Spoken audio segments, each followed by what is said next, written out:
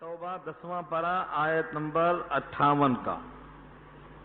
اس سے پہلے غزوہ تبوک میں جو لوگ نہیں گئے اور سستی میں رہ گئے اور ان میں سے بعض قسمیں کھاتے رہے کہ وہ تمہارے ہی میں سے ایک فرد ہیں، حالانکہ وہ ایسے ہیں کہ صرف ڈر کی بنا پر ساتھ دیتے ہیں، حقیقت میں ان کو کوئی ٹھکانہ، کوئی پناہ گاہ، کوئی غار، کوئی ایسا مقام مل گیا جہاں ان کو سر گھسا سکیں تو انہی کے ہو کے رہ جاتے۔ انہی کے احوال یہاں بیان ہو رہے ہیں۔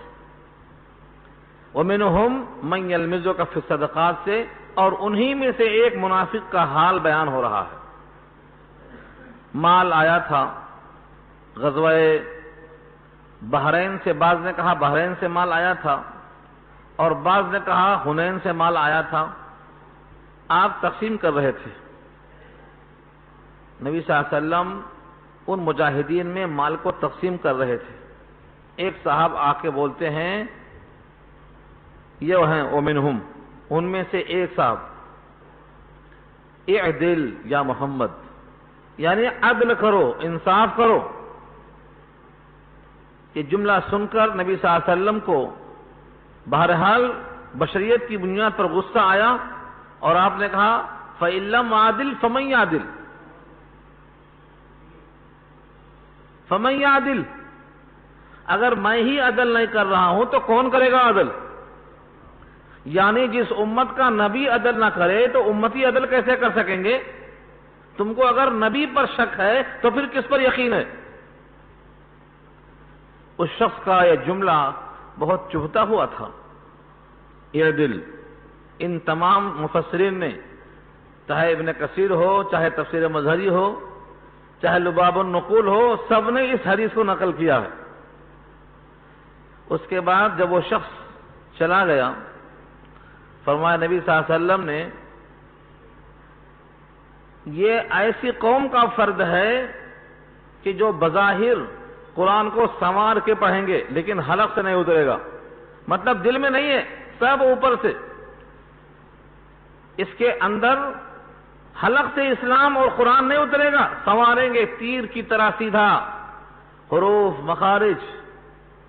یہ ایسی قوم کا فرد ہے کہ اس کے قلب میں ابھی ایمان نہیں گزرا۔ اس کی مثال دے کے فرمایا نبی صلی اللہ علیہ وسلم نے، اسی روایت میں، اسی حدیث میں، طویل کلام، کہا ایک شکار کرو، تیر اس شکار سے آر پار ہو گیا، ادھر سے لگا اور نکل کے چلا گیا۔ اب وہ تیر اٹھا کر دیکھو تو نہ اس کے سرے پر خون ہے، نہ آخر میں خون ہے، نہ بیچ میں خون ہے، لگتا ہے یہ تیر شکار میں سے ہو کے گزرا ہی نہیں۔ یخرج الرمیہ، یخرج مستحمہ من الرمیہ، ایسا نکل گیا تیر جیسے شکار میں سے ہو کے نہیں آیا ہے۔ یعنی یہ دین اسلام سے ایسا بے تعلق ہے۔ اور اس کی تشبیہ بتائی ہے، اس کے موڈھے کے گوشت ایسے ہیں، اس کے سینے پر گوشت ایسے ہیں، اس کی شکل ایسی ہے، اس کا جسم ایسا ہے، تمام تفصیل بتائی۔ پھر حضرت علی رضی اللہ تعالی عنہ کے زمانے میں اس کو قتل کیا گیا۔ یہ راوی ابو سعید خدری ہیں، وہ فرماتے ہیں میں نے اسی صفت پر اس آدمی کو پایا جو نبی نے وہاں بیان کیا تھا۔ تو یہ منافقین کا حال تھا، دنیا کی خاطر یہ نبی پر بھی شک کر رہے تھے، اور نبی سے کہتے ہیں کہ صدقات میں آپ عدل کرو، انصاف سے بانٹو۔ یہ آیت اب سنیے آپ، اس شخص کے بارے میں آیت نازل ہوئی ہے، اس کے نام بھی بتائے گئے ہیں لیکن نام بہت مشکل ہے۔ ذی الخویصہ کہا گیا ہے، قرموس کہا گیا ہے۔ یہ نام اس زمانے کے زمانے جاہلیت کے الفاظ سے مشتمل ہیں، ان کو یاد رکھنا کوئی مشکل نہیں۔ اور پھر ہمیں کسی انسان سے کیا دینا دینا ہے؟ ہمیں یہ دیکھنا ہے کہ ان اوصاف کو نبی نے بیان کیا ہے، یہ اوصاف خراب ہیں، ان سے ہمیں دور رہنا ہے، اور جن اوصاف کی تعریف کی ہے ان صفتوں کو اپنانا ہے۔ وَمِنْهُمْ مَنْ يَلْمِزُكَ فِي الصَّدَقَاتِ، صدقات کے بارے میں جو آپ پر طنز کرتے ہیں۔ وَمِنْهُمْ، اور انہی میں سے بعض وہ لوگ ہیں، يَلْمِزُكَ، يَلْمِزُكَ کے معنی آپ پر طنز کرتے ہیں، طعنہ زنی کرتے ہیں۔ اس سے پہلے یہ لفظ آ چکا ہے، چھوٹی صورتوں میں آپ نے پڑھا ہوگا، وَيْلٌ لِكُلِّ هُمَزَةٍ لُمَزَةٍ۔ یہ لمزہ کیا ہے؟ یہی يَلْمِزُكَ ہے۔ تو لمز لمزہ کے معنی سامنے طنز کرنا اور ہمزہ کے معنی پیچھے سے غیبت کرنا. وَيْلٌ لِكُلِّ ہُمَزَةٍ لُمَزَةٍ، ہمزہ پیچھے اور لمزہ سامنے طنز کرنا. ایک ہے رو در رو طنز کرنا، ایک جہاں موقع ملا غیاب میں طنز کرنا. دونوں کے واسطے ویل ہے، یہاں وہی لفظ رکھا اللہ نے. اور ہمزہ جس طرح سورہ ہمزہ میں استعمال ہوا ہے ایسے ہی لمزہ استعمال ہوا ہے، یہاں پر لمز اسی سے آیا ہے. حماز مبالغہ کا صیغہ بنا اسی سے. حماز مشاء بنمیم مناع للخیر معتد اثیم. تو یہ کیا ہے؟ حماز، چغل خوری کرنے والا، پیچھے پیچھے بیان کرنے والا. ایسے بہت لوگ آج بھی ہیں جن کو مزہ آتا پیچھے بیان کرنے میں. کیا مزہ آتا نہیں معلوم.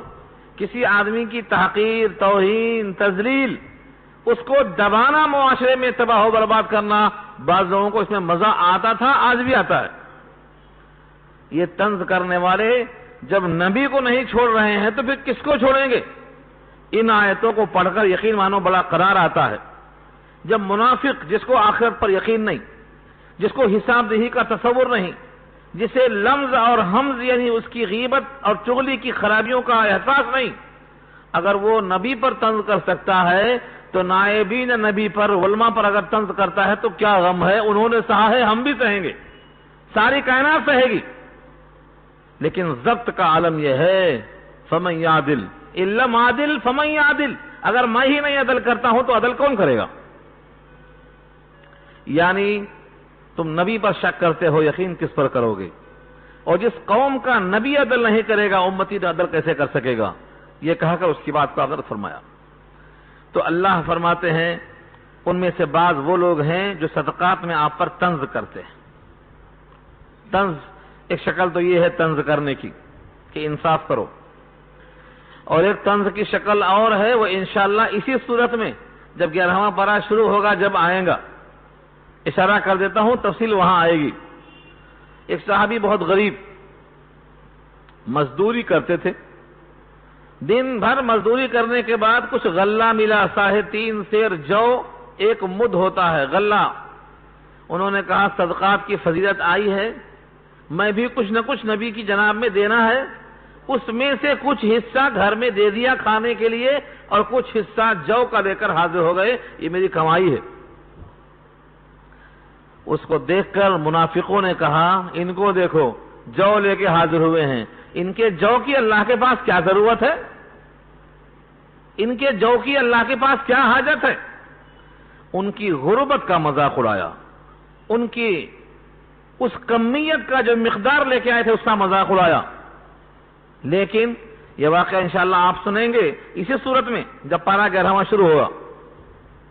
اللہ کے نبی نے کیسا دلجوئی فرمایا، نبی رحمت نے کیسا احساس فرمایا.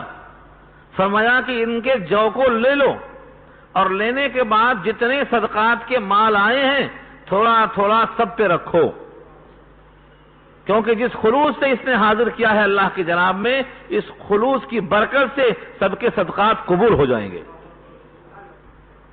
اللہ کے نبی نے اس کی دلجوئی کا احسان فرمایا. تو کمیت اور مقدار کو منافقین دیکھتے ہیں اور اللہ اور اللہ کے رسول اس کی کیفیت پر نگاہ رکھتے ہیں کہ کس خلوص سے لایا ہے، کس محبت سے لایا ہے. اسی واسطے کہا گیا ہے اگر تم میں سے کوئی شخص احد کا پہاڑ سونا بنا کر خیرات کر دے تو صحابہ کے ہاتھوں سے 1 مد جو خیرات ہوئے ہیں ان کے برابر نہیں پہنچے گا، اس خلوص کی بنیاد پر، اس محبت کی بنیاد پر. تو طنز کی شکل یہ بھی تھی، انشاءاللہ آگے آ رہی ہے. الفاظ دیکھیے وَمِنْهُمْ مَنْ يَلْمِزُكَ فِي الصَّدَقَاتِ، اور ان میں سے بعض وہ لوگ ہیں جو اے نبی آپ پر طنز کرتے ہیں صدقات کے بارے میں. صدقات کی تھوڑا تشریح سن لیجئے کہ صدقہ کسے کہتے ہیں. صدقات جمع ہے، کبھی بھی آخر میں جو الف تے آتا ہے یہ جمع کی علامت ہوتا ہے مؤنث کے لیے. صدقہ صدقات اس کی جمع، الف تے کے ساتھ جمع آتی ہے مؤنث کی.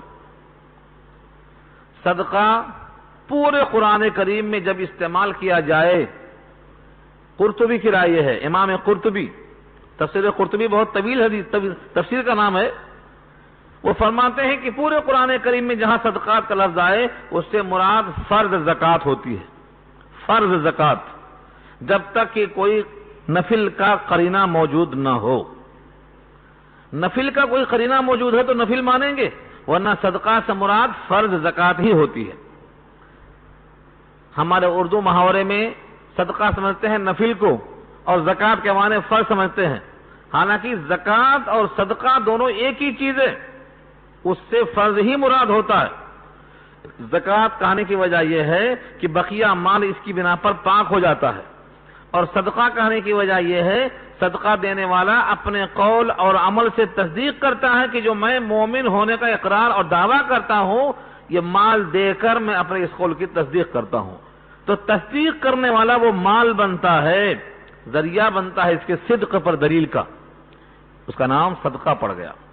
تو صدقہ ہو یا زکوٰۃ، جب واجب ہے، فرض ہے، تو اس کو صدقات کہیں گے۔ یہ صرف مومن سے لیا جائے گا، اب مومن پر خرچ ہوگا، نصاب آگے آ رہا ہے۔ لیکن بقیہ صدقات نافلہ، اس کے لیے تمام انسان اس کے مستحق ہیں، چاہے وہ کافر ہو، مشرک ہو، کوئی بھی غریب انسان ہو اس کا مستحق ہے، اس کو دیا جا سکتا ہے۔ بلکہ بعض لوگوں نے یہ بھی کہا ہے غنی کو بھی دیا جا سکتا ہے، صدقہ نافلہ کوئی بھی دے سکتا ہے، کسی کو بھی دے سکتا ہے۔ صدقات واجبہ اس کے استحقاق والے آ رہے ہیں۔ ان منافقوں کا طنز کیوں تھا؟ کیا واقعتاً یہ انصاف چاہتے تھے؟ نہیں، ان کے دل کا چور اللہ واضح فرماتے ہیں فَإِنْ أُعْطُوا مِنْهَا رَضَوْا وَإِنْ لَمْ يُعْطُوا مِنْهَا إِذَا هُمْ يَسْخَطُونَ۔ اگر ان کو مل جاتا اس میں سے تو راضی، اور اس میں سے نہیں ملا تو ناراض۔ یہ ہے کیفیت۔ تو انصاف کرنے کا جو ان کا دعویٰ تھا، یہ مقصد نہیں تھا کہ واقعی تقسیم انصاف سے ہو، مقصد یہ تھا ہمیں بھی کچھ ملے، چاہے ہم مستحق ہوں یا نہ ہوں، ہم اس کے اندر فٹ ہوں یا نہ ہوں، ہمیں مل جائے تو ہم راضی اور نہ مل جائے تو ناراض۔ یہاں سے معلوم ہوا جو قومیت پر شخصیت کو فوقیت دے اسے اس کا حال یہی بیان کیا گیا ہے۔ قومیت پر شخصیت کو ترجیح دینے والے کا انجام یہاں بیان کیا گیا ہے۔ اپنے شخصی فائدے کو نہیں، قوم کے فائدے کو دیکھنا چاہیے، یہاں ثابت ہوتا ہے۔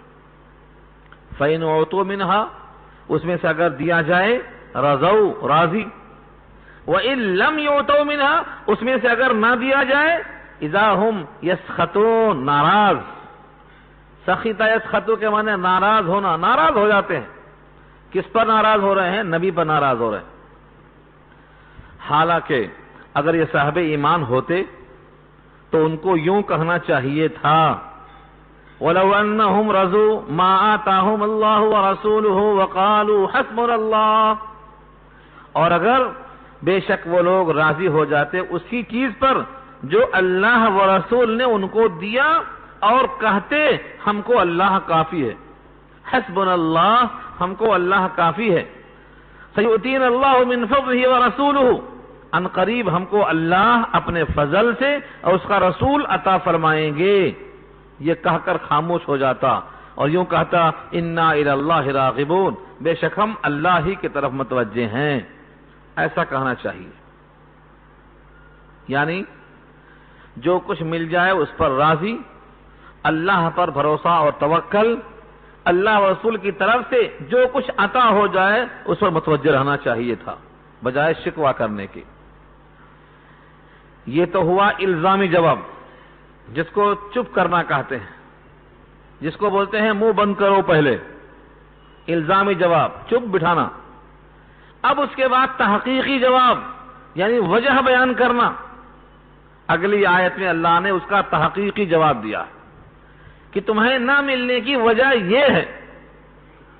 ایک بدو آیا، اس نے کہا کہ اے اللہ کے رسول، مجھے اس مال میں سے دے دو جو تمہیں اللہ نے دیا ہے۔ آپ نے کہا بیٹھو، اللہ نے ایک قانون بنا کر مجھے بنایا ہے مالک دینے کے لیے، اگر تم اس کے اندر فٹ ہوتے ہو تو تم کو ضرور دیا جائے گا، اس چوکھٹے میں تم نہیں بیٹھتے ہو تو تم کو نہیں ملے گا۔ اللہ نے نبی پر بھی نہیں چھوڑا کہ کس کو دیں کس کو نہ دیں، بلکہ اللہ نے خود ان کے مصارف کو تفصیل سے بیان کر دیا ہے، ان کو ملے گا۔ یہ کہیں کا بھی انسان ہو، کوئی بھی انسان ہو، کسی بھی ضابطے کا ہو، رنگ کالا ہو یا گورا ہو، اجمی ہو یا عربی ہو، کسی بھی شہر کا رہنے والا ہو، یہ چوکھٹے میں فٹ ہوتا ہے، اس کو ملے گا، کسی کے ذمہ نہیں رکھا۔ یہ ہے اہم جواب، تحقیقی جواب۔ سورہ توبہ آیت نمبر 60 شروع ہو رہی ہے، یہ ہے زکوٰۃ کے مصارف۔ زکوٰۃ کے مصارف تلاش کرنا ہے تو یہ آیت تفصیل سے پڑھ لینا، اسی آیت میں پورے زکوٰۃ کے مسائل آ گئے ہیں کہ کن کو دیا جائے۔ چنانچہ اس صحابی کو یہ جواب دیا گیا، انما الصدقات للفقراء والمساکین والعاملین علیہا والمؤلفة قلوبهم وفي الرقاب والغارمین وفي سبیل اللہ وابن السبیل۔ اللہ کی طرف سے یہ مقرر کر دیا۔ اس کے لفظوں میں بہت مسائل ہیں، میں جتنا ہو سکے گا واضح کروں گا، جو رہ جائے وہ آپ تلاش کر لیجئے ڈھونڈ کر۔ بڑے مسائل ہیں، ایک ایک لفظ میں گھنٹوں کے مسائل ہیں، مفسرین نے بہت طویل کلام کیے ہیں۔ یہ 8 مصرف ہیں، 8۔ ان 8 میں سے ہر ایک کو زکوٰۃ کی رقم دی جائے گی۔ ان 8 کے علاوہ کوئی دیتا ہے تو وہ قرآن کے اس آیت کی مخالفت کرتا ہے۔ شروع کیسے کیا اللہ نے؟ لفظ انما۔ انا اگر خالص ہو تو مانے بے شک، لیکن ما لگا ہوا ہو تو اس کو کہتے ہیں مائے کافہ۔ انما کے معنی حصر پیدا کرتا ہے، انہی کے لیے ہے، ان کے سوا اور کسی کے لیے نہیں۔ یہ ترجمہ کس کا کر رہا ہوں میں؟ انما کا۔ انما کے معنی جزئی نیست، اس کے سوا اور کسی کو نہیں، صرف انہی لوگوں کا حق ہے۔ یہ ترجمہ کب پیدا ہو رہا ہے؟ یہ ما لگانے سے، انا کے ساتھ، انما، اس کے سوا اور کچھ نہیں۔ الصدقات، صدقے کی جمع ہے صدقات، اس سے مراد صدقہ واجبہ یعنی فرض زکوٰۃ۔ نفل تو کسی کو دیا جا سکتا ہے، نفل کسی کو دیا جا سکتا ہے، اس کے واقعات انشاءاللہ میں آخر میں عرض کرتا ہوں۔ تو صدقات سے مراد صدقہ واجبہ جو فرض زکوٰۃ ہے۔ کس کو دینا ہے، کن کن کو دینا ہے یہاں آ رہا ہے، لیکن کن پر واجب ہے وہ بات یہاں نہیں ہے ابھی۔ صدقات کس کے لیے؟ للفقراء، فقیر کی جمع فقراء، اور اس میں جو لام زر لی لگا ہوا ہے یہ لام تملیک ہے، ملکیت بتاتا ہے۔ جیسے ہم نے عرض کیا تھا الحمد للہ، اللہ سے پہلے لام زر لی کیا کرتا؟ لام تملیک۔ تعریف کس کی حق ہے؟ تعریف کس کا حق ہے؟ اللہ کا، اللہ کی ملکیت ہے، الحمد للہ۔ ایسے یہاں الصدقات للفقراء، صدقات فقراء کے لیے ہیں، فقیر کی جمع فقراء۔ اب آپ کہیں گے فقراء سے مراد کون ہے؟ جس کے پاس کچھ نہ ہو وہ فقیر ہے، جس کے پاس کچھ نہ ہو وہ فقیر کہلاتا ہے۔ اور بعض لوگوں نے کہا ہے کہ نہیں، فقیر یہ نہیں ہے، اگلا جو لفظ ہے والمساکین، یہ مسکین کی جمع مساکین، بالکل مسکین جس میں حرکت نہیں، سکون۔ کبھی غور کیا آپ نے تجوید کے قاعدے پر؟ الف پر اگر زبر ہے تو حرکت، الف زبر آ پڑھیں گے، بے پر زیر ہے تو بی پڑھیں گے، حرکت۔ بے نے حرکت قبول کیا زبر زیر پیش کی وجہ سے، لیکن جزم لگائیں تو وہ سکون کہلاتا ہے، اس میں حرکت نہیں آتی ہے، نہ نیچے نہ اوپر، پڑھا۔ تو مسکین کہتے ہیں جو حرکت بھی نہ کر سکے، پڑھا ہو، کہاں پڑھا ہو؟ جہاں تھا وہیں پڑھا ہے، وہاں سے آگے پیچھے چلنے کی طاقت نہیں رکھتا۔ اللہ نے قرآن میں کہا ہے مسکیناً ذا متربہ، ایسا مسکین جو مٹی پر پڑا ہے، ہل نہیں سکتا۔ تو مسکین جس میں سکت نہ ہو، حرکت نہ ہو، جہاں ہو وہاں پڑا ہوا ہو۔ تو ایک تو مسکین وہ ہے جس میں سکون آ گیا ہو، حرکت سے معذور۔ ان دونوں کی تعریف جو فقہا نے کی ہے، اصطلاحی کی ہے، وہ اب سنیے، یہ تو میں نے ترجمہ کیا لفظی۔ جس کے پاس کچھ نہ ہو وہ مسکین ہے، اور جس کے پاس ایک دن کا کھانا ہو وہ فقیر ہے، اور بعض نے اس کا الٹا کہا ہے، جس کے پاس کچھ نہ ہو وہ فقیر ہے، جس کے پاس ایک دن کا کھانا ہو وہ مسکین ہے۔ لیکن مسئلے پر فرق نہیں پڑتا، یہ لوگ مقدم ہیں۔ زکوٰۃ دینے والا کون ہے؟ جس کے پاس 7.5 تولہ سونا یا 52.5 تولہ چاندی یا ان کے مساوی رقم سال بھر سے زائد بچی رکھی ہو، ان پر واجب ہے۔ وہ لوگ کس کو دیں گے؟ ان کو دیں گے، فقیر کو اور مسکین کو۔ گویا تقسیم میں دو ہی چیز ہے، یا تو دینے والا یا تو لینے والا۔ اگر 7.5 تولہ سونا یا 52.5 تولہ چاندی سے آگے بڑھ گیا دینے والا، اس سے نیچے نیچے ہے تو ابھی وہ لینے والا، مانگنے والا نہیں بول رہا ہوں، مانگنا نہیں ہے، مانگنا تو منع ہے چاہے کسی بھی حال میں ہو۔ ہاں اگر اس کو کوئی دیتا ہے تو وہ لے سکتا ہے، مانگنے والا نہیں۔ تو فقراء اور مساکین، پہلا حق ہے فقیر جس کے پاس کچھ نہ ہو۔ بعض لوگوں نے کہا ہے فقیر اور مسکین کا تعین کرنا مشکل ہے۔ البتہ تیسرے پارے میں اللہ نے لفظ فقراء استعمال کیا ہے، للفقراء المہاجرین الذین اخرجوا من دیارہم واموالہم۔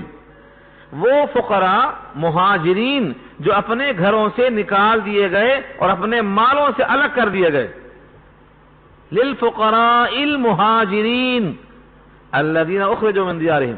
اس سے معلوم یہ ہوا کہ فقیر اسے کہتے ہیں جو گھر سے بے گھر کر دیا جائے اور مالوں سے الگ کر دیا جائے۔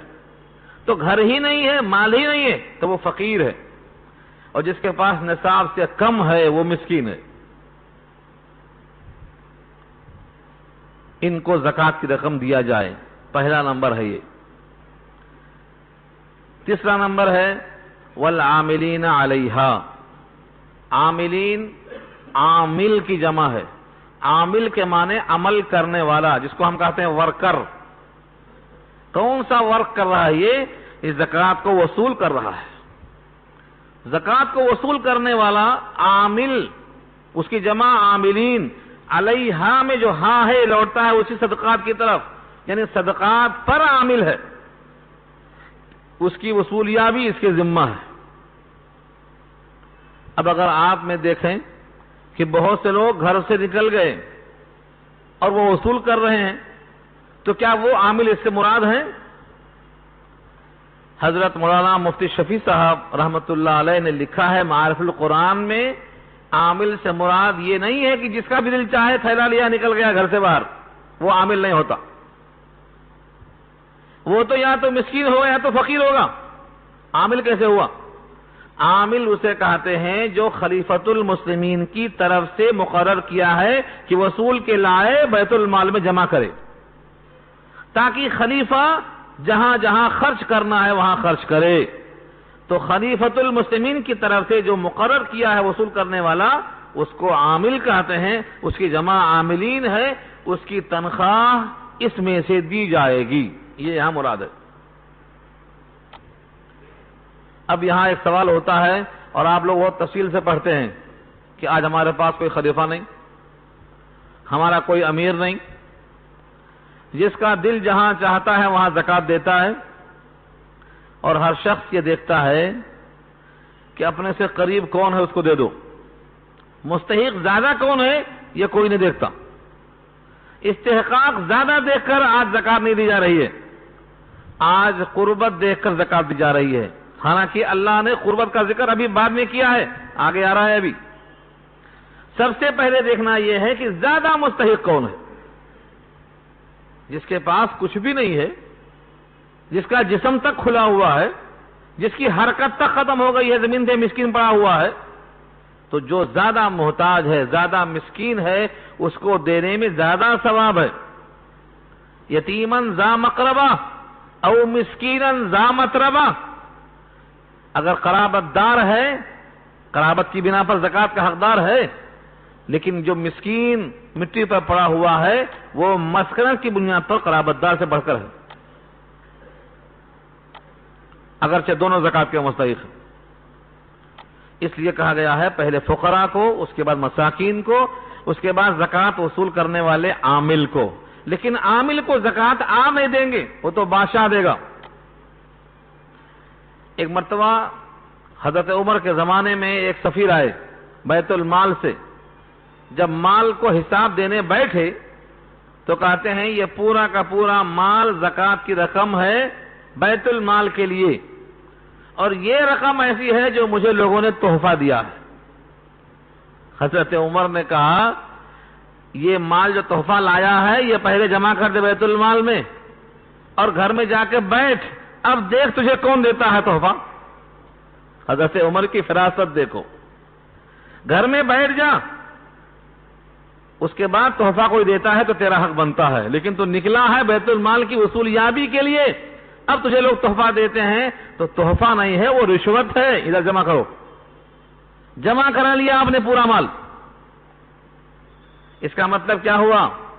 جو حکام کو دیا جاتا ہے وہ تحفہ نہیں ہے، وہ رشوت ہے، تاکہ مال کے لینے میں تھوڑی رعایت کریں، حسن سلوک کریں، ہم جیسا چاہیں ویسا کرا سکیں، اس لیے لوگ ان کو تحفہ دیا کرتے تھے۔ تو تحفہ وہ نہیں ہے جو تم کو اس راستے میں دیا گیا ہے، واپس دے دو۔ تو عاملین کے معنی آتے ہیں زکوٰۃ وصول کرنے والے من جانب خلیفۃ المسلمین، جس کا دل چاہا تھیلا لیا نکل گیا، وہ نہیں ہے عامل۔ ہاں، اس کی کیا حیثیت ہے آخر مقرر کرنا پڑے گا آپ کو۔ اس کی حیثیت کہاں ہے؟ مفتی شفیع صاحب نے، میرے الفاظ نہیں ہیں، آپ چاہیں تو جا کر تفصیل سے پڑھ سکتے ہیں۔ بالکل ہمارے پاس 2 4 ہوتا ہے، 5 نہیں ہوتا ہے، کوئی شکل نہیں ہے۔ فرمایا کہ جو شخص بھی آپ کے پاس آیا ہے، از خود آیا ہے یا کسی ادارے سے آیا ہے، یہ آپ کی زکوٰۃ کے لیے وکیل ہے۔ اب جب جا کر یہ مصرف پر خرچ کر دے گا تو زکوٰۃ ادا ہو جائے گی، اور اگر مصرف پر خرچ نہیں کرے گا تو زکوٰۃ آپ کی معلق رہے گی، کیونکہ یہ خود نہ زکوٰۃ کا مستحق ہے اور نہ خلیفہ کا عامل ہے، لہذا یہ نہ غریب کا وکیل ہے، آپ کے پاس از خود آ گیا ہے۔ ایک معنوں میں آپ نے زکوٰۃ کا وکیل بنا کر دے دیا ہے، اب جا کر لگائے گا تو ادا ہوگی۔ یہ عامل کی تعریف۔ اب سوال یہ ہے کہ ہمارے پاس جب کوئی بادشاہ نہیں ہے، کوئی خلیفہ نہیں ہے، کوئی عامل نہیں ہے، تو مجموعی طور پر اس نصاب کو ہم کس طرح جمع کریں، کہاں جمع کریں، اس کا فائدہ کیسے پہنچے ہر ایک کو، کیا شکل ہو سکتی ہے اس کی؟ اس کو جمع کرنے کی شکل یہ ہو سکتی ہے کہ مسلمان جس طریقے سے مساجد کی کمیٹی بناتے ہیں، مدرسوں کی کمیٹی بناتے ہیں، جس طریقے سے رفاہی کام کرنے کے لیے اجتماعی کام میں جمع ہو کر کرتے ہیں، ایسے ہی اس کے لیے اجتماعی نظام بنائیں، اور تحقیق کے بعد جو اس نصاب میں آتا ہو، جو مستحق بنتا ہو، اس پر مال کو خیرات کرتے ہوئے جمع کرتے چلے جائیں۔ ورنہ ہماری قوم کے لوگ جیسا ہاتھ پھیلا کے ہر جگہ مانگتے ہیں، یہ مانگتے ہی رہیں گے، یہ ختم ہونے والا سلسلہ نہیں ہے۔ جب تک ملک کے اور شہر کے غیور لوگ جمع ہو کر اس مال کو صحیح جمع کر کے صحیح مقام پر نہیں لگائیں گے، آج کروڑوں زکوٰۃ نکل سکتی ہے اور ہر سال کئی کروڑ کی فیکٹری قائم ہو سکتی ہے، مگر ہمارے اندر عدم اتحاد کی بنیاد پر زکوٰۃ نکلتی بھی ہے اور ہاتھ پھیلے رہ جاتے ہیں۔ کوئی بھی قوم کا غیور شخص اگر آگے بڑھا ہے تو وہ کر رہا ہے، اس کو اجر ملے گا، لیکن یہ مت سمجھو کہ وہ کر رہے ہیں ہم کیوں کریں۔ ہر شخص پر ذمہ داری ہے، ہر ایک پر ذمہ داری ہے کہ زکوٰۃ کو صحیح استعمال کریں۔ ایک اور بڑا المیہ ہے جو میں کہا کرتا ہوں، نماز پڑھنے مسجد جائیں گے، عید کی نماز پڑھنے عیدگاہ جائیں گے، حج کرنے بیت اللہ جائیں گے، لیکن زکوٰۃ دینے کے لیے مستحق کو تلاش کرنے نہیں نکلیں گے۔ بیٹھے ہیں گھر میں، کوئی کھٹکا مارا تو بڑی شان سے نکلیں گے، لگتا ہے بڑا احسان کر رہے ہیں دے کر، جبکہ دینے والا چاہیے اس تصور سے دے کہ یہ اپنا حق مانگنے آیا ہے، میرے پاس رکھا ہوا ہے، اگر نہیں دوں گا تو جہنم میں جاؤں گا، کیونکہ اللہ نے یہی کہا ہے وَفِي أَمْوَالِهِمْ حَقٌّ لِلسَّائِلِ وَالْمَحْرُومِ، سائل کا محروم کا حق ہے اس کے مال میں، لہذا وہ اپنا حق مانگنے آیا ہے، نکلیں اٹھ کر ادا کریں۔ تو زکوٰۃ بھی نکل کر دینا چاہیے، مستحق کو تلاش کرنا چاہیے۔ یہاں آگے فرمایا کہ عاملین علیہا سے مراد جو من جانب بادشاہ اور خلیفہ مقرر کیے جائیں ان کو جمع کرنا ہے، تا وقت کہ ہمارا کوئی خلیفہ نہ ہو ہم پر یہ لازم ہے کہ ہم خود مستحق کے پاس جا کر تلاش کریں۔ اخبارات میں آپ نے پڑھا ہوگا، وہ کہتے ہیں یہ مستحق، وہ کہتے ہیں یہ مستحق۔ آپ اس آیت پر غور کر لیں، اس کا ایک ایک لفظ واضح ہے، مستحق یہی ہیں جن کا ذکر اللہ نے کیا یہاں پر۔ غربت کی بنیاد پر، مسکنت کی بنیاد پر، افلاس کی بنیاد پر مال کی زکوٰۃ تقسیم ہوگی۔ جو بھی مفلس اور مسکین ہے، جو بھی فقیر ہے، چاہے وہ تعلیم کوئی بھی حاصل کرتا ہو یا تعلیم ہی حاصل نہ کرتا ہو، اس کو زکوٰۃ دی جائے گی، وہ زکوٰۃ کا مستحق ہے۔ ہاں یہ اور بات ہے کہ لوگوں کے دل میں احساس دلایا جائے کہ مانگنے والا کہیں بھی مانگ لیتا کھا لیتا، لیکن جو مدارس ہیں جن کی سرپرستی حکومت کبھی کیا کرتی تھی خلافت کے زمانے میں، اب علماء کے لیے، ائمہ مساجد کے لیے، علم کی اشاعت کے لیے، علم کو پھیلانے کے لیے، حفاظ علماء کی تعلیم کے لیے حکومت تعاون نہیں کرتی تو کوئی بات نہیں، اب تو ٹانگ کھینچنا شروع کر دی۔ ایسے میں اگر ہم ان کو محروم کر دیں تو ان کی زکوٰۃ سے جو پرورش ہوتی تھی کہ غریب طلبہ حافظ بنتے تھے، غریب طلبہ عالم بنتے تھے، اور بہت سے علماء اس کام میں لگے رہتے، یہ سب لوگ کیا کریں گے؟ اس کام کو چھوڑ کر مونگ پھلی بیچیں گے بیٹھ کے، تو کیا کریں گے آپ؟ تعلیمی نظام ٹھپ پڑ جائے گا۔ اس لیے ترجیح دینا پڑے گا۔ ترجیح کہتے ہیں ادھر بھی توجہ ہو ادھر بھی توجہ ہو، دیں گے غربت کی بنیاد پر، نیت یہ ہو کہ ہمیں اس سے علم کی اشاعت میں شریک ہو کر اجر حاصل کرنا ہے، کیونکہ ایک غریب کو دیں گے وہ کھائے گا، ایک غریب کو دیں گے وہ کھائے گا بھی اور پڑھے گا بھی، تو ظاہر یہ ہے کہ اس کے پڑھنے کے آپ ذریعہ بن گئے، فائدہ آپ کو زیادہ ہوگا۔ بس یہ ہے اس کی وجہ، اس سے زائد اور کوئی وجہ نہیں ہے۔ بہرحال جو عامل ہیں ان کو دے کر آپ مطمئن نہیں بیٹھ جانا کہ زکوٰۃ ادا ہو گئی، جب تک یہ اپنے مصرف پر نہ پہنچ جائے۔ اس لیے تحقیق کر کے دینا ہے، ہر ایک کو نہیں دینا ہے، یہ چیز لازم ہے۔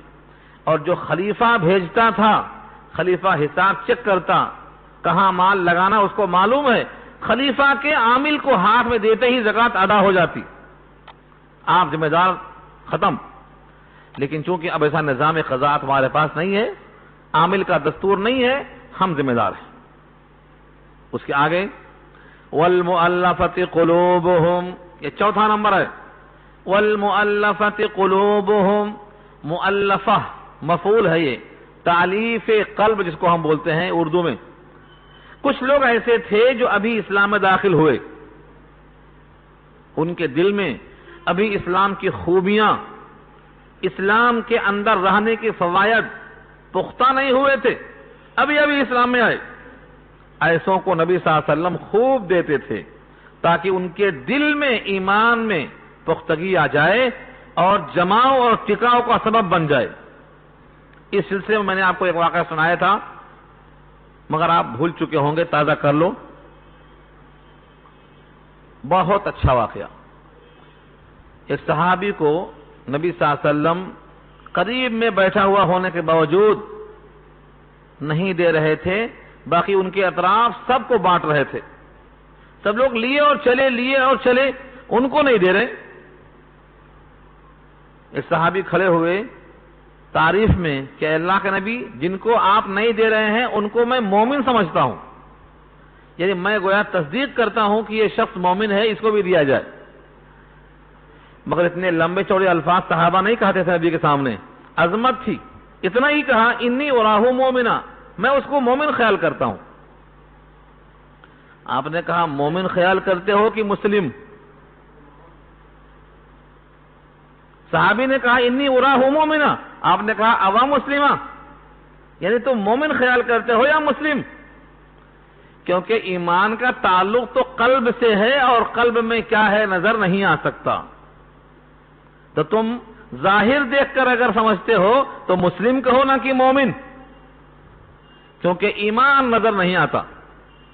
ہاں ایمان کی علامتیں ہوتی ہیں، تو تم اس کو مسلم کہو، مومن کیسے کہتے ہو؟ وہ خاموش بیٹھ گئے۔ تھوڑی دیر کے بعد وہی بے چینی پھر آئی، پھر کھڑے ہو گئے، کہا یا رسول اللہ انی اراہ مومنا۔ آپ نے کہا اوا مسلمہ، پھر بیٹھ گئے۔ تیسری بار پھر کھڑے ہوئے بڑی جرأت کے ساتھ، یا رسول اللہ انی اراہ مومنا، میں اس کو مومن خیال کرتا ہوں۔ آپ نے کہا اوا مسلمہ، کیا مسلم خیال کرتے ہو یا مومن؟ اس کے بعد جب تشریف فرمایا نبی صلی اللہ علیہ وسلم نے، میں جس کو دیتا ہوں اس لیے دیتا ہوں تاکہ اس کا دل ایمان میں مضبوط ہو جائے، اور جس کے ایمان پر مجھے اعتماد اور بھروسہ ہے کہ میں نہیں دوں گا تب بھی ایمان پر قائم رہے گا۔ وہ صحابی فرماتے ہیں میں اچھل پڑا، اور نبی کے اس تائیدی جملے کو سن کر میری خوشی کی انتہا نہ رہی۔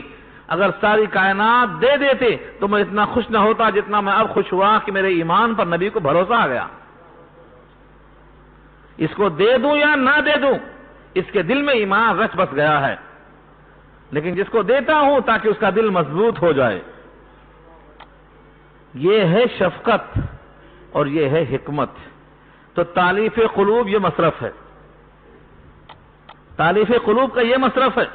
جو بھی مسلمان نیا نیا آئے اس کو دے کر اسلام میں راغب کرنا، دل جمعی کا سامان فراہم کرنا، پختہ کرنا۔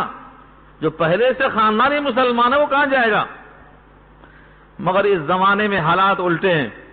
جو نئے مسلمان آ رہے ہیں چاہے انڈیا میں یا باہر، وہ بڑے پابند ہیں برقعے کے، پردے کے، کھانے کے، سچ بولنے کے، وعدے کے، اور جو خاندانی مسلمان ہیں ان کے تو بس ایسے ویسے حالات ہو گئے۔ نہ وعدے کی اہمیت، نہ پردے کی اہمیت، نہ حلال کمائی کی اہمیت، بس چلا رہے ہیں۔ ہم تو مسلمان خاندانی ہیں، ہم کچھ بھی کریں ہمارے ایمان میں کوئی فرق نہیں پڑنے والا ہے۔ نہ توحید میں کچھ خلل اس سے آئے، نہ اسلام بگڑے، نہ اسلام جائے، اس میں کچھ فرق نہیں پڑنے والا، جو چاہے کر لو۔ تو یہ اس زمانے کے حالات کے اعتبار سے تھا۔ اس زمانے کے لحاظ سے ہمیں اصلاح کی بہت ضرورت ہے، اس واسطے کچھ کوشش کر رہے ہیں لوگ اصلاح پیدا کرنے کی۔ یہ چار مصرف ہو گئے، فقراء، مساکین، عامل، تالیف قلوب، چار ہو گئے۔ اب پانچواں نمبر ہے وہ پھر رقاب۔ رقاب جمع ہے رقبہ کی، اور رقبہ کے معنی گردن۔ گردن بول کر پورا جسم مراد لیا گیا ہے، جیسے رکوع بول کر نماز لی گئی ہے مراد، سجدہ بول کر نماز مراد لی گئی ہے، ایسے ہی گردن سے مراد پورا انسان۔ وہ پھر رقاب، اور گردن میں یعنی گردن کے چھڑانے میں۔ اسی واسطے بہت سے لوگ جیلوں کے اندر پڑے رہتے ہیں کیونکہ اس مصرف سے ہم واقف نہیں، چاہے وہ جیل سعودیہ کی ہو یا یہاں کی ہو۔ جو لوگ جیلوں کے اندر پڑے ہیں ان کے پاس زیر ضمانت نہیں ہے جن کو چھڑایا جا سکے، اس رقم سے ان کی گردن کو آزاد کرانے کا حکم دیا گیا ہے۔ چاہے وہ آدمی کسی بھی بنیاد پر ہو، اگر وہ مسلمان ہے تو یقیناً وہ بے قصور ہے۔ مگر ہمارے پاس جو تصور ہے کہ مسلمان کلمہ پڑھ لے ایک مرتبہ کافی ہے، اس کے بعد جو چاہے کرے، یہ نہیں ہے۔ مسلمان سے مراد یہ ہے جو اپنے کلمہ پڑھنے کا لحاظ کرے، جو اپنے زبان سے کہہ چکا ہے اللہ کے سوا کوئی معبود نہیں، اس پر قائم رہے، جو کہہ چکا ہے محمد اللہ کے رسول ہیں، اس رسالت پر قائم رہے، تو اسے گردن کو چھڑانے کا حکم دیا گیا ہے۔ والغارمین، والغارمین، غارم کی جمع غارمین۔ غارم کے معنی آتے ہیں مقروض۔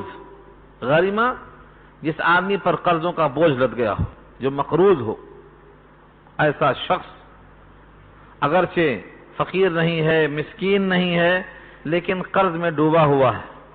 بظاہر نظر آتا ہے ایک آدمی کے پاس مکان بھی ہے جس میں رہتا ہے، سواری بھی ہے، لیکن اس کے اوپر کئی گنا قرض ہے۔ وہ قرض کیوں ہو گیا ہے؟ بسا اوقات تو حرص میں ہوتا ہے اور بسا اوقات کسی مجبوری میں ہوتا ہے۔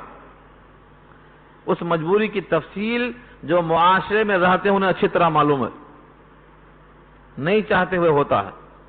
کاروبار بڑا کرنا ہے، چھوٹا کریں گے تو خرچہ پورا نہیں ہوتا، اگر کاروبار نہیں بڑھائیں گے تو خرچہ نہیں پورا ہوگا، اصل سرمایہ کھانا شروع کر دیں گے، محتاج ہو جائیں گے، بجائے دینے والا بننے کے لینے کے لائق بن جائیں گے۔ اور کاروبار بڑھانا چاہے تو کون دے رہا ہے؟ قرض حسنہ کون دے رہا ہے؟ اور اگر کوئی دے رہا ہے تو پھر ڈوب جا رہا ہے، کیونکہ لوگ واپس نہیں کر رہے ہیں۔ تو کوتاہیاں دو طرف سے ہوتی ہیں۔ قرض حسنہ اس واسطے نہیں ملتا ہے کہ لوگ واپس نہیں کرتے، اور جب ان کو نہیں ملتا ہے تو مجبوراً سودی قرض میں پھنس جاتے ہیں، اور اپنے عزت کے لیے، اپنے وقار کے لیے یہ چاہتے ہیں کہ دھیرے دھیرے خاموشی سے اسے کچھ ختم کریں گے، مگر قرض ایسی چیز ہے کہ اللہ کے نبی نے اس سے پناہ مانگی ہے۔ اللہ کے نبی نے واضح کر دیا ہے، قرض اچھی چیز نہیں ہے۔ قرض، فرض اور مرض، ان تینوں کو خراب نہیں سمجھنا، کمزور نہیں سمجھنا۔ قرض اور فرض اور مرض جب یہ آ جاتے ہیں، جب معلوم ہوتا ہے یہ کیسے، قرض کو اور فرض کو اور مرض کو اہمیت دے کر ان کی طرف متوجہ ہونا، جلدی فکر میں آ جانا چاہیے۔ تو مقروض شخص کو چھڑانا ہے تاکہ وہ شخص زکوٰۃ کی رقم سے اپنے گردن کو چھڑا سکے۔ ایسے بہت لوگ معاشرے میں ہیں جو بظاہر اچھے ہیں، کھاتے پیتے ہیں، نظر آتا ہے ایسا، کسی سے وہ مانگ سکتے نہیں، ان پر کسی کو وہم ہوتا بھی نہیں، لیکن ان کی حالت اندر سے بڑی خستہ ہوتی ہے۔ ایسے لوگوں کو اللہ تعالیٰ کی طرف سے یہ حکم ہے کہ چھڑانا، آزاد کرنا، قرضوں سے ان کو بری کرنا۔ والغارمین سے مراد یہی لوگ ہیں۔ وفی سبیل اللہ، اور اللہ کے راستے میں۔ تو فقراء 1، مساکین 2، عاملین 3، مؤلفت قلوب 4، رقاب 5، غارمین 6، یہ 7واں مصرف ہے فی سبیل اللہ، اللہ کے راستے۔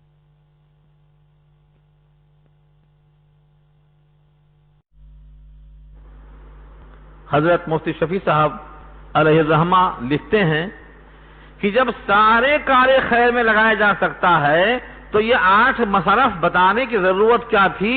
یہ تو 8 سے جا کے 18 ہو گئے۔ اللہ نے تو 8 گنوایا ہے، اور آپ اگر سارے کار خیر کو سمجھیں گے کہ یہ بھی زکوٰۃ کا مصرف، یہ بھی زکوٰۃ کا مصرف، یہ بھی زکوٰۃ کا مصرف، تو 18 ہو جائیں گے۔ فی سبیل اللہ سے کیا مراد ہے؟ ابو داؤد کی روایت ہے، ایک صاحب نے کہا، اے اللہ کے نبی، یہ میرا اونٹ ہے، میں نے منت مانا تھا اللہ کے راستے میں دے دوں گا، فی سبیل اللہ دے دوں گا، یہ آپ کے حوالے ہے۔ آپ نے کہا دیکھو، اگر حاجیوں کا قافلہ جاتا ہے یا مجاہدین کا قافلہ نکلتا ہے تو یہ اونٹ وہاں دے دو۔ اس سے مطلب کیا ہوا؟ فی سبیل اللہ سے مراد حاجی یا غازی۔ اگر کوئی حج کو جاتا ہے، سواری کی ضرورت ہے، یہ اس کا مصداق ہے، یا مجاہدین کا لشکر نکلتا ہے جہاد کے لیے، یہ اس لشکر میں جانے کا حقدار ہے۔ تو یہاں مراد کیا ہے فی سبیل اللہ سے؟ حاجی اور غازی، بس۔ جو اس کو فی سبیل اللہ کو عام کر کے دواخانہ کھول دیا، ایک کیا کہتے ہیں بھائی، زکوٰۃ کے پیسوں دواخانہ کھول دیا، کیا ہے؟ یہ بھی فی سبیل اللہ ہے۔ بنا دیا مسجد، یہ بھی فی سبیل اللہ ہے۔ مسابقہ خانہ کھول دیا، یہ بھی فی سبیل اللہ ہے۔ پل بنا دیا، یہ بھی فی سبیل اللہ ہے۔ تو جب سارے کام میں لگایا جا سکتا ہے تو یہ 8 مصرف بیان کرنے کی ضرورت کیا پیش آئی؟ اس میں 2 چیزیں بہت اہم ہیں، آپ کو یادداشت رکھنا پڑے گا۔ پورے قرآن کریم میں اللہ نے جہاں جہاں زکوٰۃ کا حکم دیا ہے، کہا ہے آتو، دے دے، آتو الزکوٰۃ، زکوٰۃ دے دے، یعنی تیری ملکیت کو چینج کر دے، اب تمہاری ملکیت سے نکل کر دوسرے کی ملکیت میں چلا جائے۔ ملکیت کا تبدیل ہونا ثابت ہوتا ہے کس سے؟ آتو الزکوٰۃ میں لفظ آتو سے۔ اگر آپ نے زکوٰۃ دے دی اور ملکیت آپ کی باقی رہی، زکوٰۃ ادا نہیں ہوئی۔ 10 آدمی نے مل کر ایک فیکٹری قائم کیا، کیا کہا؟ یہ دواخانہ ہے، زکوٰۃ کی رقم لگا دیا۔ یہ دواخانے کی عمارت کس کی ملکیت میں ہے؟ انہی 8 کی ملکیت میں ہے، غریب کی ملکیت میں نہیں گی۔ کروڑوں کی مشین لائیں گے آپ، کس کی ملکیت میں ہے وہ؟ انہی 8 کی ملکیت میں ہے، کسی غریب کی ملکیت میں نہیں گئی۔ دواخانے کا انبار دوائیں لگا دیں گے، دوائیں جو آپ دیں گے وہ دوا کی بقدر زکوٰۃ ادا ہوگی، لیکن جو مشینوں میں لگا دیے، بلڈنگوں میں لگا دیے، یہ سب زکوٰۃ کی رقم سے لگانا درست نہیں ہے۔ کیوں؟ ملکیت نہیں بدلی، اور ملکیت کا بدلنا فرض ہے۔ جب تک آپ غریب کو مالک نہ بنا دیں تب تک زکوٰۃ آپ کی ادا نہیں ہوتی۔ اس لیے ہر کار خیر میں زکوٰۃ نہیں لگایا جا سکتا ہے۔ فی سبیل اللہ کے عموم سے دھوکہ لگا بہت لوگوں کو، بہت سی تنظیموں کو دھوکہ لگا ہے۔ چاہیے کہ اس کی تشریح کرنے سے پہلے تمام حدیثیں چیک کریں جو اس سے متعلقہ آئی ہیں۔ فی سبیل اللہ پر میں نے ابھی سنایا روایت آپ کو ابو داؤد کی ہے، اس کو ضرور دیکھیں، اس کے بغیر فیصلہ کرنا درست نہیں ہے۔ اب سوال یہ ہے، مسجدوں کی تعمیر، مدرسوں کی تعمیر، سرائے خانے کی تعمیر، پلوں کی تعمیر یہ کیسے ہوگی؟ اس کے لیے 2.5% نہیں چلنے والا ہے۔ جو آپ کے پاس دوسری رقم بچی ہے 97%، وہ کیا کریں گے؟ اب کیا پورا کھا جائیں گے؟ بعض اوقات ایسا ہوتا ہے کہ ایک آدمی کے پاس 10 کروڑ کا آدمی ہے، 10 کروڑ کا مالک ہے، اور گھر میں کون ہے؟ ایک میاں ایک بیوی، کوئی نہیں ہے۔ کیا کریں گے لے جا کے؟ کہاں لے جائیں گے؟ سوائے اس کے کہ چھوڑ کے مریں گے اور لوگ بانٹ لیں گے۔ ایسے تمام لوگوں پر لازم ہے کہ ایسے کاموں میں اپنے آپ کو لگائیں، ورنہ حساب تو رکھا ہے، حساب میں دیر نہیں ہے۔ آنکھ بند ہوئی حساب شروع، اور آنکھ بند ہوتے ہی حساب شروع ہونے کا خطرہ اگر ہو جائے تو آدمی فکر میں لگ جاتا ہے۔ اسی کا نام فکر آخرت ہے۔ تو عام طور سے غلطیاں لوگوں سے اسی میں ہوتی ہیں، اس وقت میں نے اس کو واضح کر دیا۔ 8واں مصرف ہے وابن السبیل۔ وابن، ابن کے معنی بیٹا، اور سبیل معنی راستہ، راستے کا بیٹا۔ کس کو کہتے؟ مسافر کو۔ مسافر کو راستے کا بیٹا کیوں کہتے؟ بیٹا باپ سے نکلتا ہے، بیٹا باپ سے وجود میں آتا ہے، اس کو ابن کہتے ہیں اسی واسطے۔ یہ جو مسافر ہے یہ راستے میں سے نکلتا ہے، راستے میں سے نکلتا ہے، اس واسطے عرب اس کو وابن السبیل کہتے تھے، راستے کا بیٹا، راستے میں سے خارج ہوتا۔ تو وابن السبیل جہاں بھی آئے اس سے مراد مسافر ہے۔ اس مسافر کو زکوٰۃ میں سے دیا جا سکتا ہے، چاہے گھر میں کتنا ہی مالدار ہو، مالدار ہونے کے باوجود۔ پھر دیکھیے آپ اس میں کچھ لوگ ایسے ہیں جن کو زکوٰۃ دینے کا حکم ہے، چاہے وہ مالدار ہی ہوں۔ فقیر تو آپ سن چکے ہیں، اس کے پاس کچھ نہیں، مسکین کے پاس بھی کچھ نہیں، اور عامل جس کا یہی کام ہے تو اس کی تنخواہ دی جائے گی اس میں سے، چاہے وہ مالدار ہو۔ تالیف قلوب، علماء کہتے ہیں کہ اب منسوخ ہے۔ کیوں منسوخ ہے؟ اس زمانے میں مسلمانوں کی تعداد کم تھی، رغبت دے کر اسلام میں دعوت دی جاتی تھی تاکہ زیادہ ہو جائے تعداد۔ اب اس تعداد میں اتنی کثرت ہو گئی کہ اب کسی کے آنے کی حاجت نہیں ہے کہ وہ آئیں تو ہم جئیں گے ورنہ ہم مریں گے۔ بہت مسلمان ہیں، یہ مسلمان ہی اگر اسلام میں صحیح طریقے سے آ جائیں پختہ ایمان کے ساتھ تو یہی تعداد سب پہ غلبے کے واسطے کافی ہے۔ اس واسطے اب تعریف قلوب کی ضرورت نہیں ہے، یہ اس پر امت کا اجماع ہے۔ وہ پھر رقاب، اور گردن چھڑانا۔ آدمی مالدار ہے بظاہر، لیکن جتنا رقم چاہیے گردن چھڑانے کے لیے اتنی رقم دستیاب نہیں ہے تو یہ آدمی مستحق بن جائے گا۔ والغارمین، ایک کے پاس 10 تولہ سونا ہے لیکن قرضہ ہے اس کے اوپر 10 لاکھ روپے، کیا کرے گا؟ یہ 10 تولہ سونا سے وہ 10 لاکھ ادا نہیں ہوگا، اس لیے اس کے قرض کو دیکھنا ہے کہ اس میں سے یہ بری ہو جائے۔ ہاں، امام شافعی فرماتے ہیں اس کا قرضہ دیکھنا پڑے گا کیسے لیا تھا، یہ پینے کے واسطے لیا تھا، کھانے کے واسطے لیا تھا، سینما ہال بنانے کے واسطے لیا تھا، کس کام کے واسطے لیا تھا؟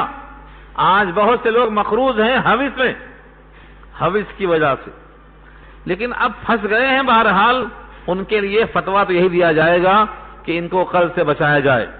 پہلی شکل تو یہ ہوتی ہے کہ اگر انہوں نے گناہوں کے واسطے کیا ہے تو گناہ سے روکا جائے، جس چیز میں لگا دیا ہے اس چیز سے نکالا جائے، غلط کام میں پیسہ استعمال کیا ہے تو ان سے ان کو باز کیا جائے۔ امام شافعی کی رائے بہت معقول ہے۔ تو کوشش یہ کی جائے کہ قرضہ کیوں لیا ہے، آج کل تو قرضہ وہاں بھی لینا پڑتا ہے جہاں کبھی نہیں لیا گیا تھا. کیا ہے؟ لڑکی کی شادی ہے قرضہ. لڑکی کی شادی میں تمہیں کیوں قرضہ؟ لڑکی کی شادی میں قرضہ تو لینا چاہیے دولہے کو، اس کو مہر دینا ہے، اس کے ذمہ ولیمہ کرنا ہے، اس کے ذمے جو سامعین بوقت نکاح موجود تھے ان کا منہ میٹھا کرنا ہے. اس کو تو بیوی کا کپڑا اور لباس اور گھر اس کے ذمہ واجب اللہ نے کیا ہے، تو قرضہ اس کو ہونا چاہیے تھا لڑکے کو.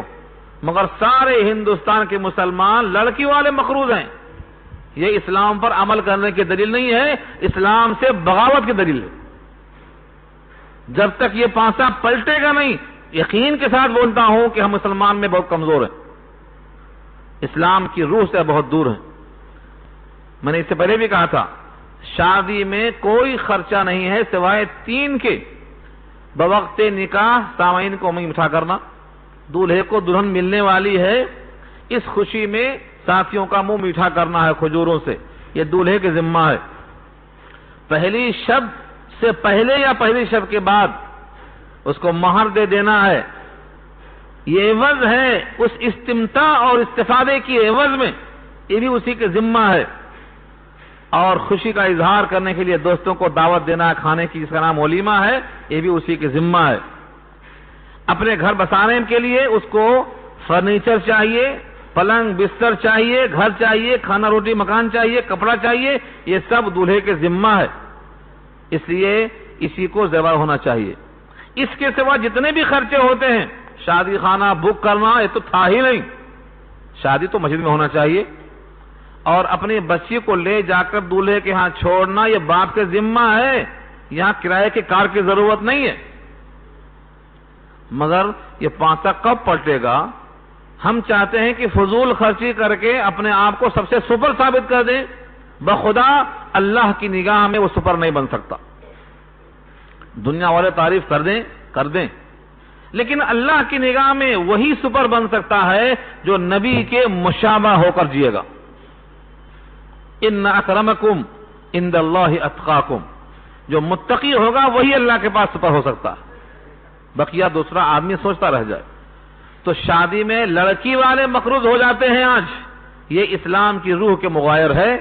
ہمیں اس پر توجہ کی سخت ضرورت ہے، ورنہ ہم اس حدیث پر جو تقاضا ہے کہ نکاح کو آسان کرو اور زنا کو مشکل کر دو، ہم زنا کو آسان کر چکے ہیں اور نکاح کو مشکل بنا چکے ہیں. اس کا خمیازہ پوری قوم کو بھگتنا پڑ رہا ہے.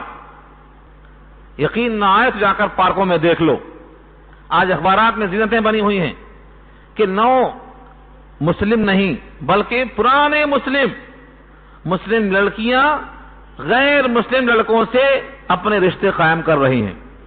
اور اب تو ٹو مچ کر دیا لوگوں نے، فلمیں بنانا شروع کر دیا اس کے اوپر تاکہ رغبت پیدا ہو جائے. یہ سانوریا فلم کیا ہے؟ یہی تو ہے. یہ ہندو آدمی مسلم بچی سے نکاح کر رہا ہے. یہ ترغیب ہے کہ اگر تم نے گھوڑا جوڑا بند نہیں کیا تو تمہاری لڑکیاں، تمہاری بہنیں، تمہاری بیٹیاں ہندوؤں کے ساتھ چلی جائیں گی، تمہارا اسلام کا تصور دھڑا رہ جائے گا. تم کہتے ہو غیر مسلم لڑکی کا نکاح کافر سے جائز نہیں ہے، لیکن ہم دکھا دیں گے کہ تمہارا معاشرہ اسی کے لائق ہے.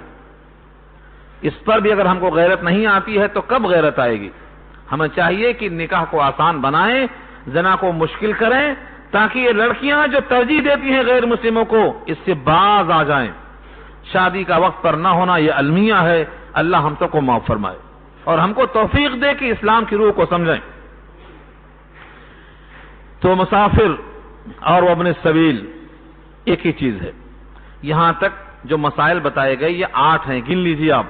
اللہ آگے فرماتے ہیں فریضۃ من اللہ، یہ فریضہ اللہ کی طرف سے، یعنی یہ فریضہ ہے، یعنی اللہ نے اس کو فرض کیا ہے. اس میں ایک کا اضافہ کوئی نہیں کر سکتا، ایک کی کمی کوئی نہیں کر سکتا ہے. یہ اللہ نے فرض مقرر کر دیا ہے. آپ کہیں گے اس میں خامی ہے، اس میں نقص ہے، اس میں یہ ہے. اللہ نے اس کا جواب فوراً دے دیا ہے. واللہ علیم حکیم، اللہ علم والے ہیں اور حکمت والے ہیں.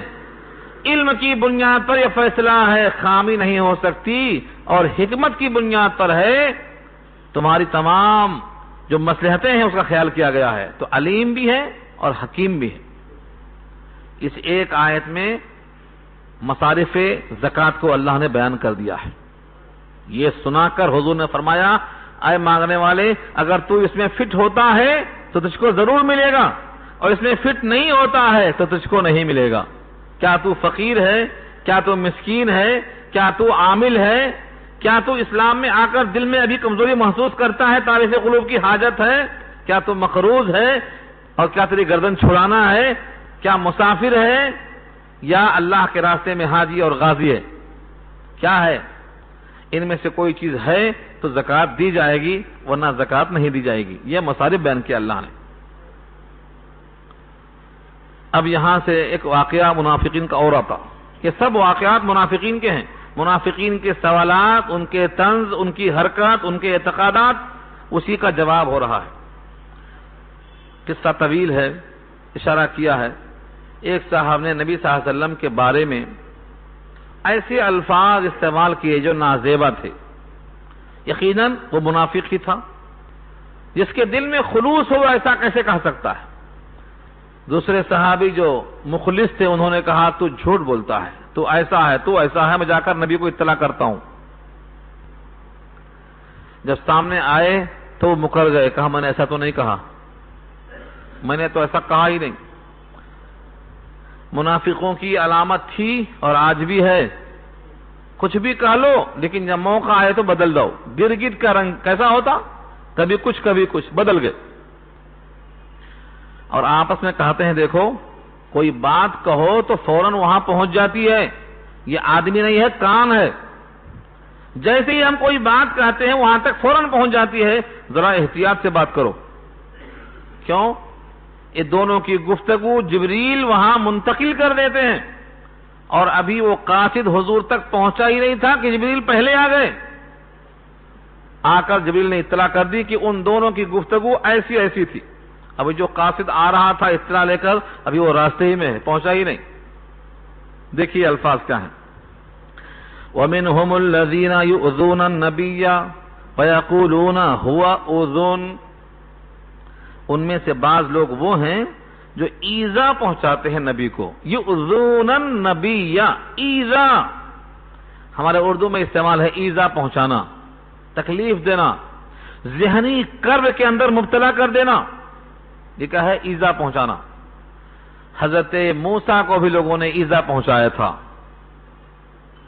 فرماتے تھے نبی صلی اللہ علیہ وسلم، اللہ تعالیٰ موسیٰ پر رحم فرمائے، اس کی قوم نے بہت ستایا، بہت ستایا۔ سورہ احزاب میں اللہ نے ایسا کہا، یا ایھا الذین آمنوا لا تکونوا کالذین آذوا موسیٰ، اے ایمان والو ان لوگوں کی طرح مت ہو جاؤ جنہوں نے موسیٰ کو ایذا پہنچایا تھا۔ کیسی ایذا پہنچایا تھا؟ ذہنی تکلیف، ذہنی کرب۔ اگر کوئی عالم ذہنی کرب میں مبتلا کیا گیا ہے تو یہ نبی کی سنت ہے، بڑی خوشی سے قبول کرنا چاہیے اس کو۔ اللہ نے موسیٰ کو بری کر دیا تھا۔ کالذین آذوا موسیٰ، سورہ احزاب 22واں پارہ، سورہ احزاب کا آخری رکوع پڑھ لینا، نہیں تو انتظار کرو، وقت آئے گا انشاءاللہ۔ تو تکلیف دیا انہوں نے، ایذا پہنچایا۔ یہاں بھی وہی ہے لفظ ایذا، یؤذون النبی، نبی کو ایذا پہنچایا۔ سورہ احزاب ہی میں اللہ نے فرمایا ہے اس سے پہلے، والذین یؤذون رسول اللہ، جو لوگ اللہ کے رسول کو ایذا پہنچائیں گے ان کے لیے المناک عذاب ہے، دردناک عذاب ہے، دنیا و آخرت میں لعنت ہے۔ اس لیے ایذا نہیں پہنچانا۔ ایذا کیسے پہنچتی ہے اس پر کلام کیا جائے تو آپ کو اندازہ ہوگا۔ نبی صلی اللہ علیہ وسلم کے سامنے امت کے اعمال پیش ہوتے ہیں ہر جمعرات اور پیر کو۔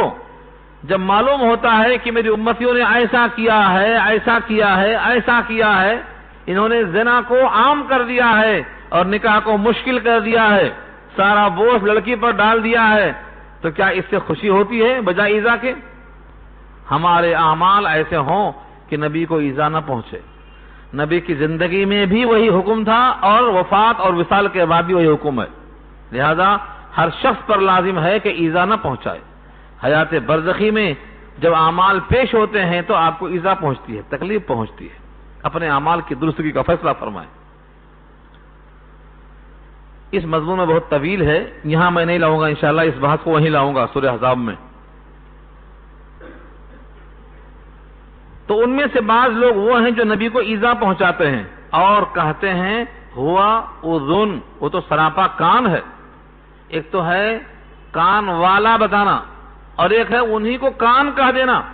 جب آدمی بہت جلدی سن لیتا ہے یا ہر بات پہنچ جاتی ہے تو اس کو سراپا کان کہا جاتا ہے۔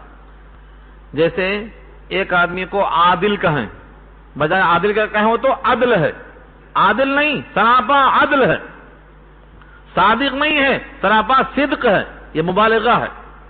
ایسے یہاں پر بھی ہوا اذن کا، وہ تو سراپا کان ہے، جیسے کوئی بات کہو پہنچ جاتی۔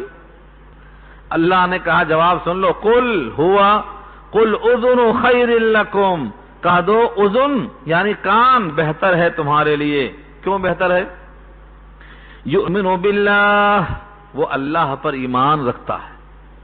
پہلا خوبی کا مسئلہ یہ ہے وَيُؤْمِنُ لِلْمُؤْمِنِينَ، اور وہ یقین کرتے ہیں ایمان والوں کے لیے، وَرَحْمَةٌ لِّلَّذِينَ آمَنُوا مِنْكُمْ، اور رحمت ہے سراپا ان کے لیے جو تم میں سے ایمان لے آئے۔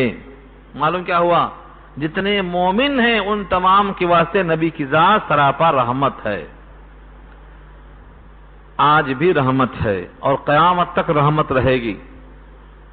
نبی صلی اللہ علیہ وسلم کا وجود جس طرح حیات ظاہری میں رحمت ہے، قیامت تک کے واسطے سراپا رحمت ہے۔ جو لوگ حیات برزخی کا انکار کرتے ہیں ان کے لیے اللہ سے توفیق کی دعا کرو، اللہ سے توفیق کی دعا کرو۔ یہ بحث بہت دقیق ہے، کئی بار پیچھے آ چکی ہے اور یہاں موقع نہیں ہے، انشاءاللہ اس کے میں پھر وقت پر لاؤں گا کہ نبی کریم صلی اللہ علیہ وسلم کی حیات برزخی کا انکار کرنا ظلمت ہے، ظلمت ہے۔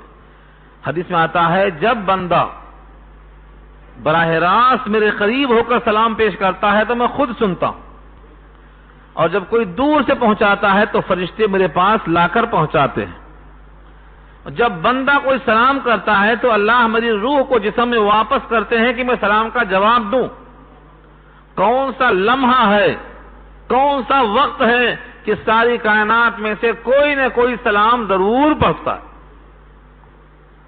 اس حدیث سے لے کر صاف ظاہر ہوتا ہے کہ آپ ہمیشہ اپنے روح کے ساتھ ہیں، لیکن لوگوں کو اللہ صحیح توفیق دے کہ وہ سمجھیں اس چیز کو۔ فتح الباری میں ابن حجر نے اس کو نقل کیا ہے کہ جب بھی کوئی سلام کہتا ہے تو میں خود سنتا ہوں۔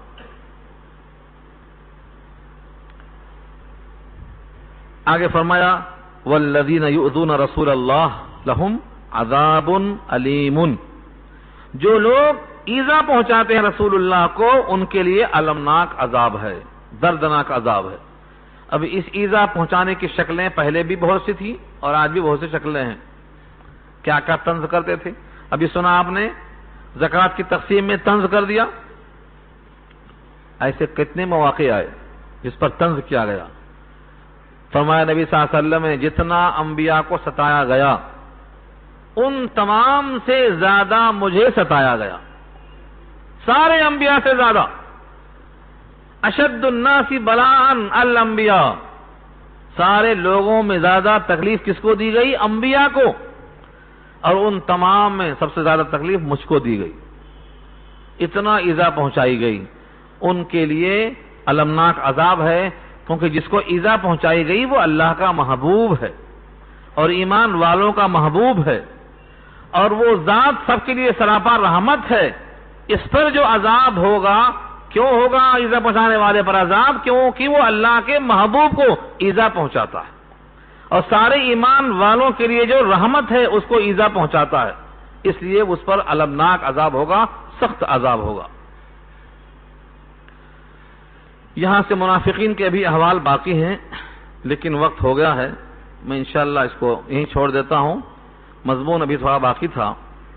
منافقین کے احوال مزید ابھی آئیں گے اور ان تمام کے احکامات ساتھ ساتھ آئیں گے۔ سورہ توبہ جب تک ختم نہیں ہوگی آپ کو محسوس ہوگا کہ کس کس انداز سے لوگوں نے اسلام کی مخالفت کی ہے، اور صحابہ اسلام پر تلخیاں پیدا کی ہیں۔ اللہ تعالیٰ ان تمام کو ایمان کی توفیق دے دے جو اسلام کے واسطے رکھنا بنے ہوئے ہیں۔